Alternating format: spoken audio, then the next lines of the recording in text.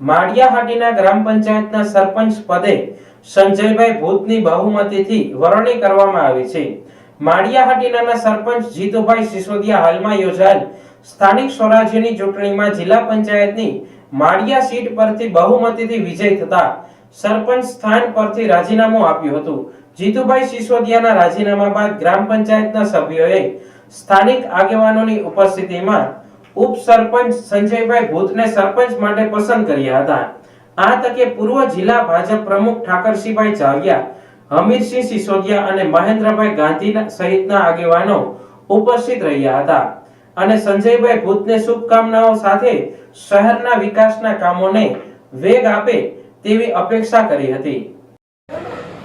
સરપંચ જીતુભાઈ હાલ જિલ્લા પંચાયતના સદસ્ય તરીકે હું ચૂંટાયેલો છું ત્યારે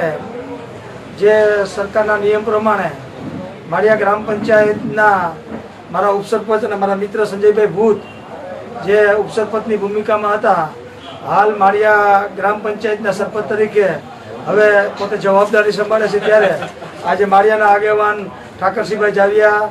સભાપતિ હમીરસિંહ બાપુ અને મહેન્દ્રભાઈ ગાંધી, ચાપરાજકાઈ, જીવાભાઈ, પ્રતાપભાઈ, જીવનભાઈ, કુરજીભાઈ, રમેશભાઈ બધા આગેવાનો સાથે મળી અને આજે જવાબદારી ચકાભાઈ માટે જે ગ્રામ પંચાયતના મારા રાજીનામા બાદ સરપંચની જવાબદારી સંભાળે ત્યારે આપણે બધાએ એવી આશા અને અપેક્ષા રાખીએ છીએ કે ચકાભાઈ સંજયભાઈ ભૂત